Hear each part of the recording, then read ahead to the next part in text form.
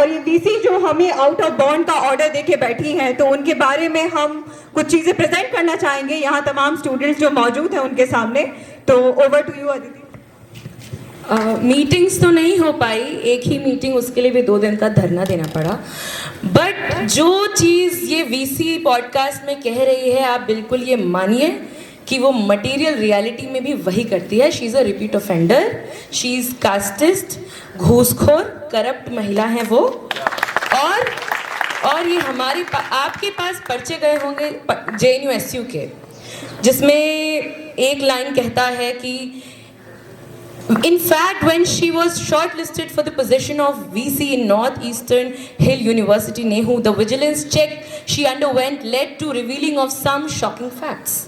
It was found out that she received a punishment of withholding next 5 years increments permanently with effect from 1 July 2011. Similarly, another punishment of withholding 2 increments permanently with effect from 1 July 2017. और हम ये fantasy नहीं है, ये मनगढ़ंत कहानियाँ नहीं है, ये हमारे पास कागज़ है इसके। हम जल्द ही QR कोड जनरेट करेंगे, आप सबके पास ये पहुँचेगा। ये एक जजमेंट, ये उनकी इंक्वायरी रिपोर्ट है जो उनके घूसखोरी पे, जहाँ पर she was in charge of international students in her former institution Pune में, और वहाँ पे सुपर न्यूमरी जो स्टूडेंट्स का जो स्पेस होता है, जो सीट्स होती हैं, वहाँ पे इनएलिजिबल स्टूडेंट्स को घूस लेकर वो वहाँ पर भर्ती कराती थी, वहाँ पे सीट देती थी। इतने पैसे उन्होंने कमाए हैं। ये एक रिटायर्ड जस्टिस JA पाटिल का अंडरसाइंड रिपोर्ट है, इसको भी हमने PDF फॉर्म में तब्दील किया है, उसी QR कोड से आप उसे भी हासिल कर सकते हैं। Now I am really sorry professors, please excuse अस। ये सिर्फ उतना ही नहीं, वो बिल्कुल रिपीट ऑफेंडर हैं, बिल्कुल उनके अंदर डिग्निटी क्या होती है, ईमानदारी क्या होती है, उसकी कोई खबर नहीं है उन्हें। एक संस्था आज जिस JNU में हम रह रहे हैं, हर एक संस्था, हर एक कुर्सी पे बैठा इंसान घूसखोर है। लाइब्रेरी से लेके DOS से लेकर एड ब्लॉक घूसखोरी के एक फैक्ट्री चल रही है पैसा बनाने की, और वो सब पैसा उनके जेब में जा रहा है। यहाँ तक कि प्रोफेसर्स को तो हमारे प्रोफेसर्स को हरास करेंगे और अपने संघी लोगों को भर्ती, जिनकी क्लासेस भी हम अटेंड नहीं करना चाहते, इसीलिए अटेंडेंस भी कंपलसरी करते हैं, इसलिए कैब्स भी लगाते हैं हमारे। और आप सब इस बात को झेल रहे होंगे कि हम अच्छे प्रोफेसर्स से ना पढ़ पाए, जिनकी क्लासेस भरी हुई रहती हैं, इसके लिए वो कैब लगाते हैं ताकि बाकी स्टूडेंट्स को मजबूर होकर पढ़ना पड़े। ऐसे उनके सॉरी टू से बट सेकेंड ग्रेड प्रोफेसर से, जिनकी क्लास में बैठना पसंद नहीं करते हैं, जिसके लिए वो अटेंडेंस कंपलसरी करते हैं। इसलिए आज हमको आउट ऑफ बाउंड्स क्लासेस भी करानी पड़ रही हैं, जहां पर हम एक्चुअली में आके पढ़ें, सवाल जवाब करें।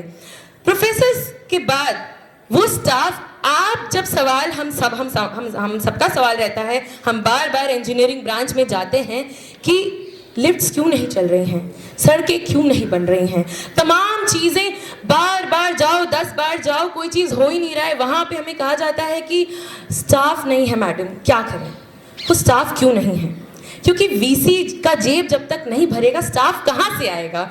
वही स्टाफ आएगा जो उनकी जेब भर सके, जो उनके सिस्टम में बैठे हुए उनके बाकी साथियों का, जो उनकी घूसखोरी में मदद करते हैं, उनका जब तक जेब नहीं भरेगा तब तक वो रिक्रूट नहीं करेंगे। ये भी कागज़ है 2023 में जब NTA द्वारा नॉन टीचिंग स्टाफ का एग्ज़ाम हुआ था, वहाँ पे भी सिर्फ एक स्टेट में 2 शहरों से जो भी रिक्रूटमेंट्स हुए वो हुए, और उसके बाद भी उनको भी इतना परेशान किया गया उनकी भर्ती। इसीलिए आज हमारे पास लिफ्ट ऑपरेटर्स नहीं, इसीलिए आज कावेरी गोदावरी में, पेरियार में लिफ्ट नहीं चलते हैं। और हमारे साथी जो PWD साथी हैं, उनको इतनी दिक्कतें होती हैं क्योंकि इस पूरे कैंपस में सिर्फ दो लिफ्ट ऑपरेटर्स हैं।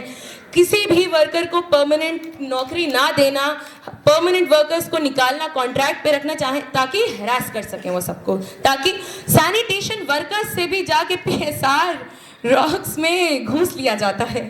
ये हमारी यूनिवर्सिटी में हो रहा है और ये पूरा मैकेनिज्म हमारी डियर वीसी शांति श्री धूलीपुड़ी करा रही हैं और वो जाके बेशर्मी से धड़ल्ले से कहती है कि हम टैक्स पेयर का पैसा खा रहे हैं। टैक्स पेयर का पैसा कौन खा रहा है? ये लोग खा रहे हैं। हम यहाँ पे बैठ के पढ़ रहे हैं, जिसको पूरी बीजेपी आरएसएस के मैकेनिज्म ने हमें बदनाम करके रखा है। हम स्टूडेंट्स हैं, हमारा काम है पढ़ के सवाल करना, हमारी जिम्मेदारी है। इनफैक्ट सिर्फ काम नहीं, हमारी रिस्पॉन्सिबिलिटी है सवाल करना। अगर हम सवाल नहीं करेंगे तो कौन करेगा? और हम सवाल नहीं करेंगे तो गलगोटियाज बनेगा।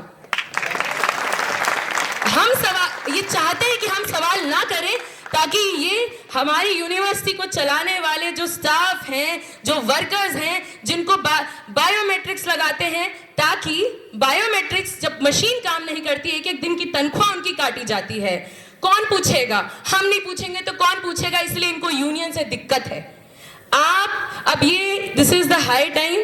10 साल से जो कुरेद के पब्लिक इंस्टीट्यूशंस को खाली किया जा रहा है, कुरेद के जो जेएनयू को ढाया जा रहा है, अब उसकी बस हो गई है। अब हम बर्दाश्त नहीं करेंगे। और बेशर्मी इतनी, हद इतनी, ऑडेसिटी इतनी कि पॉडकास्ट पे जाके ऐसी कास्टिस्ट बातें वो कह रही हैं। इतनी जुर्रत, उनको डर नहीं है क्या कि जेएनयू के स्टूडेंट्स अभी पढ़ने वाले स्टूडेंट्स हैं, सोचने समझने वाले स्टूडेंट्स हैं। साथियों, इकट्ठा होने का वक्त है और बताने का वक्त है कि कुर्सी है आपकी, जनाजा नहीं है। ऐसी बकवास बातें करनी है तो आप जाइए, नागपुर जाके बकवास करिए। जेएनयू के नाम पे आप ये सब बकवास नहीं करेंगे, हम बिल्कुल नहीं सहेंगे। इतनी सी बात कहनी थी। एफईजी बर्निंग भी है उनकी, और उनको भी उनकी कुर्सी से हटाएंगे कि हमें बदनाम कर रही हैं। वो जाकर ऐसी बकवास बातें कह रही हैं कि जेएनयू के स्टूडेंट्स जो हैं अब जो है वो, मतलब look at what she is saying. वो अपने स्टूडेंट्स को ही, हमें वो तमाम जो बदनामियां जो बाहर एक 10 साल के प्रोपेगेंडा के तहत हमें बोला जा रहा है। इनफैक्ट अब जरूरत है कि लोग इस बात पे सवाल करें कि आपको कैसी, आप जो बाहर पब्लिक है, आपको अपने बच्चों के लिए कैसी संस्थाएं चाहिए। और इनकी घूसखोरी के साथ साथ इनकी जो जातिवादी, जो इनकी ब्राह्मणिकल माइंडसेट है। और देखिए, जो लोग सवाल करते हैं आइडियोलॉजी क्या होता है, यही आइडियोलॉजी है। इसी ब्राह्मणिकल आइडियोलॉजी, इसी कास्टिस्ट आइडियोलॉजी का नतीजा है कि घूसखोरी आराम से सिस्टमैटिक तरीके से बहती जा रही है और कोई सवाल पूछने वाला नहीं है। लेकिन जेएनयू के छात्र, जेएनयू के प्रोफेसर्स, हम सब जेएनयू के स्टाफ एसोसिएशन, सब साथ में मिलकर इनको यहाँ से निकालेंगे। जेएनयू जिंदा था, जेएनयू जिंदा है और जेएनयू जिंदा रहेगा। शुक्रिया। इंकलाब जिंदाबाद।